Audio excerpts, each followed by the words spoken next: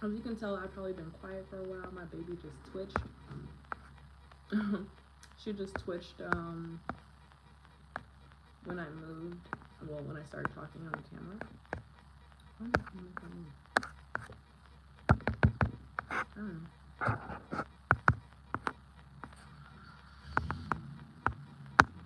Whatever. So, hi everybody. This is Positive Ashley. Tuning in for maybe like after 2 or 3 weeks of no lives, no videos, or anything like that. The last 2 weeks. So I just want to definitely clarify that I want to go over some house updates. But if you are new to my channel, I am your favorite full spectrum doula. I have a niche in postpartum, a miscarriage-free floss. I am a new mom of 3 months, and I am here to share my experience, my grows and glows, and authentically talk to everybody about my life as a new mom in this vlog. So thank you for tuning in. Thank you for the support in advance. Thank you for all the amazing comments. Baby being asleep in her carrier. I got another carrier, a new one. I actually kind of don't like it. I'll do a product review out of the 3 carriers I have and tell you which one is my favorite, but that'll be for another video. And so I'm stepping on here to say the last 2 weeks as a mom has been heavy. Postpartum, when they say it's up and down, like, they are not lying about that at all. As a postpartum doula, I do know that, but to actually be in it and ebb and flow through postpartum, it's definitely been a roller coaster. So the last 2 weeks, I've been ranging in between like a 4 to 8 out of 10. And when I dissect on why I've been feeling that way, most of the time, 80% of the time, it is how much sleep I'm getting. If I'm not getting enough sleep or getting a nap in between, like if I don't get enough sleep at night, I need a nap in the day. And if I don't get the nap in the daytime, I'm feeling all types of moody, all types of irritated, and whatnot. 2, I'm by myself 12 hours out of the day, majority of the time. So sometimes I don't feel like talking to people. Most of the time I don't have visitors. I'm not one of those people that typically like to host other people, like coming over. I have had a visitor within those 2 weeks, and it was good. Like, I would give it a 5 out of 10. But, and I've also still been going to postpartum class. This past week I did not go because we met up with my goddad, but I've been realistically like a 4, 5 to 8 out of 10, depending on which day it is. I notice on the days that I do go to my mom's house, it's a lot better because I have more help, and I haven't been driving, so that's the thing too. Like, if you've been in any of my other videos, you know that my baby does not like car seats. But I've been training her to sit a little bit longer in her bassinet by herself. And I just received a swing, and that has helped. So putting her in those things a little bit at a time each day has definitely helped her be by herself without, crying or anything like that. And as far as a milestone for Bean said her first word. Like, it makes me feel so good as a mom to hear her say her first word, because I've been talking to her. I read to her daily, and I just try to keep those things revolving, talking, reading, so that way she is picking up on language. The sooner you can do that, the better. But her and Papa Bean, we were talking to her yesterday, and she said, hi. And what's so funny is that I've been practicing my Spanish again. I took Spanish in high school, took Spanish in college, went overseas, and got a Spanish certificate. I just don't use it as much, but I want my baby to be bilingual. So I said hi to her a few times, and she was like cooing, but then I said buenos dias, because when I'm practicing Spanish, I'm talking to her as well. And she said hi. And I was like, Papa Bean, did you hear that? And he was like, oh my God, I heard it. And so he started talking to her, and she said hi to him, and she was waving a bit, like mimicking the waves. And that was just such a rewarding moment as a mom. Like, of course she was going to start talking, but I work with autistic children as well, and sometimes the biggest barrier is sometimes speech and communication, or they're not talking enough, or their speech is delayed. And sometimes that's where a speech pathologist comes in, or a behavioral therapist like myself. We come in and help with those life skills. So the fact that she's hitting these milestones pretty quickly, it has been a beautiful thing to see. But I think what also has made my journey as a mom weave up and down, back and forth, is I think just I don't ask for help. That I realize that's a toxic trait of mine as a mom so far. I don't ask for help. I may ask for small things to be done, but sometimes it takes a lot from me or out of me to ask to babysit, or only my mom and my grandma babysits, but it takes a lot out of me. And I feel like, you know, as the parent, I'm supposed to take that main role. I'm supposed to be with her at all times.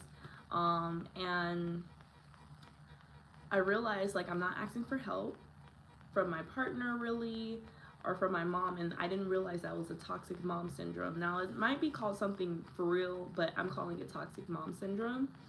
And I think it's because, like, I feel like, one, yeah, I'm supposed to be with her. Two, who knows how to soothe my baby better than me? I mean, my mom does, and my grandma. They OGs at this. But I don't know. I need to, when I was talking in therapy, we realized that, hey, I need to ask for more help. And a part of the reason why, like, I don't ask my partner for help is because, one, he's at work. He's the financial head honcho in the household right now. So when he does come home from work, I don't want to just like put a baby on him. I mean, it's his baby. I'm more than sure that he doesn't mind, but I don't know. I personally need to learn how to ask for more help from my partner. And I plan on having a heart-to-heart with him this Sunday to talk about that. And the reason why I know I have this toxic mom syndrome is because there's times where he comes home from work and he's like, you know, I got her. Let me take a shower, and I got her. And I'm like, okay, but I never give her up. I'm like, oh no, I got it. I'm already doing it. And like, I mean, if I'm already changing a diaper, I'm like, ah. But there was this reel one of my friends sent me of someone saying how postpartum can make a huge difference if you have the right supportive partner. And they were saying that if a partner goes out of their way to do X, Y, and Z, whether it's taking out the trash, making food, burping the baby, like, there's definitely a balance that has to happen, but a partner can alleviate so much postpartum depression and can help the postpartum process so much better when they're more hands-on.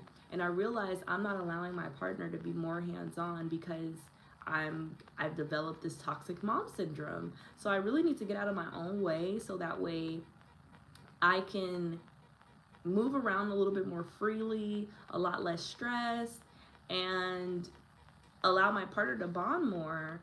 Because even when he goes to work from Monday through Friday and he's off Saturdays and Sundays, in postpartum class, I learned that some partners, they're just giving them the baby. Like, you know, here, I'm about to go get my nails done. I'm about to do this.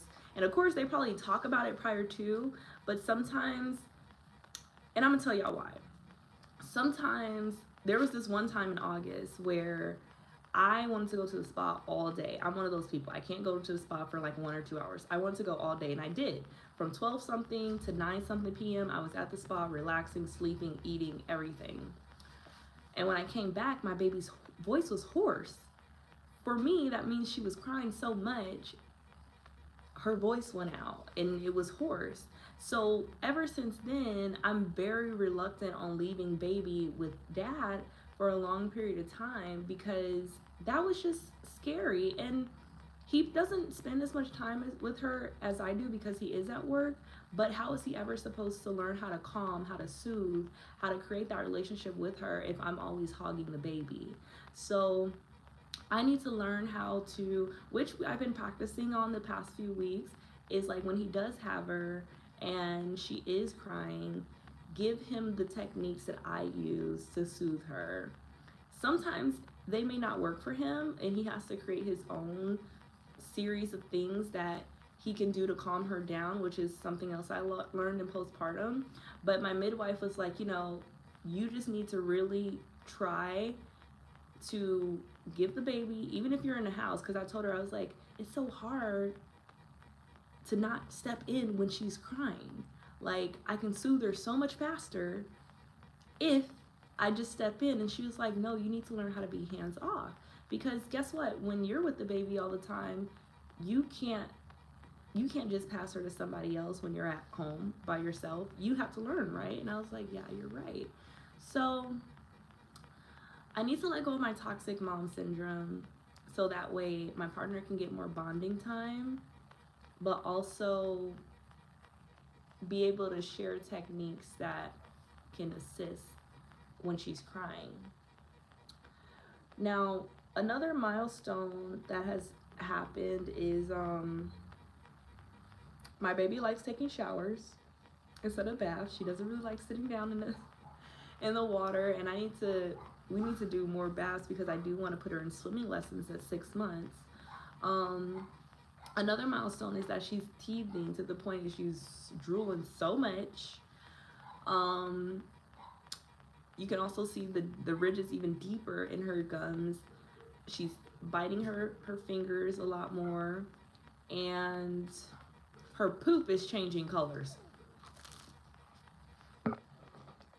Yep, it's changing colors. It almost worried me at first until my mom told me, like, oh, that's common. When they're teething, their poop will change. So that's been really great to see, like, oh wow, we're gonna have tubes soon. Another thing that I believe my baby is now 3 months and 2 weeks. I think so, or maybe 3 months in a week. I usually have to count back. But that was so good. That was a cinnamon raisin bagel with strawberry jam on top.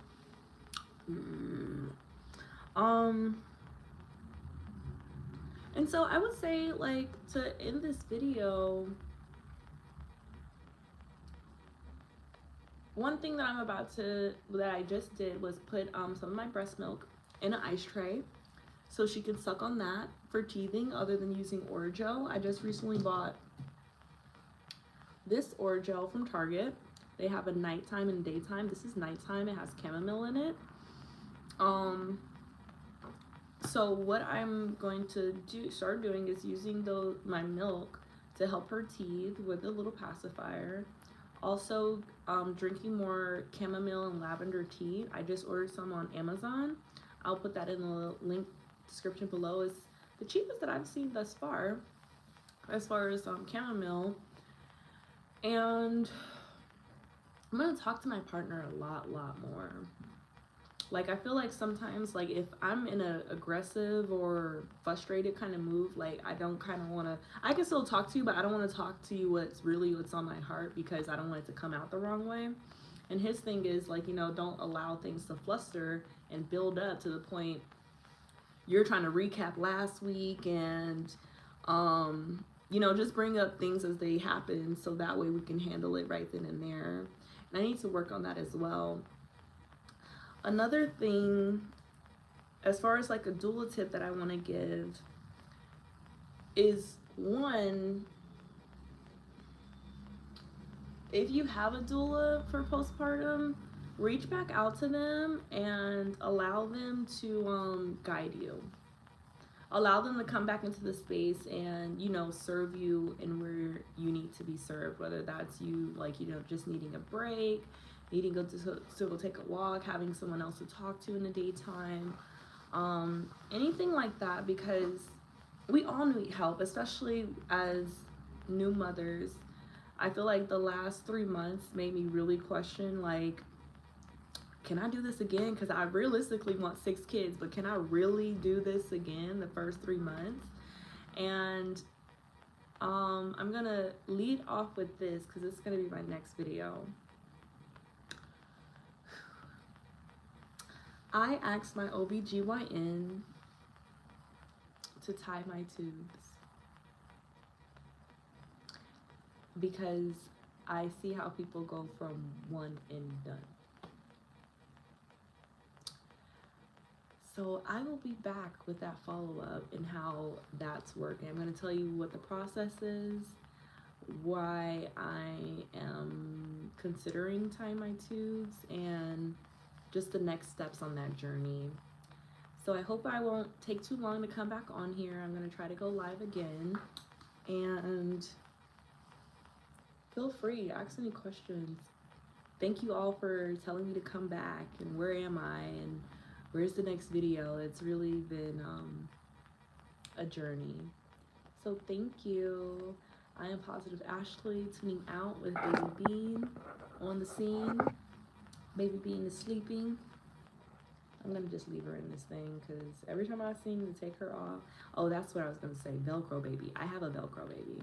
If you don't know what a Velcro baby is, it's a baby that cannot detach from you. Now, because I've been learning to put her in a bassinet more and her swing more, she's not as attached. But when it comes to sleeping,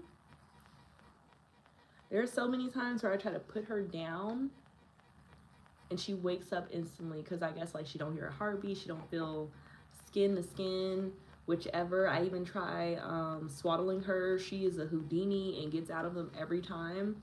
And so she's a Velcro baby, and we're gonna work on getting her out of that so that way, you know, I can be a lot more hands-free. And I'm gonna take her out of this because I really don't like this. I feel like maybe she's not big enough for it yet, but I don't like this carrier. It's like right at her mouth line, and yeah. So this is Positive Ashley, tuning over and out. I'm about to get this baby out of this carrier and just lay down with her. Check this video for all the things that I said that will be in the link in the description. I think this is the kind of carrier where you put the baby on your back too. Like, you can have them in the front, but how this little strap is, if I wasn't as flexible in my arms, I probably wouldn't be able to put the little straps, like the clicky part, on my back. All right, Huns. See you later, Positive Posse.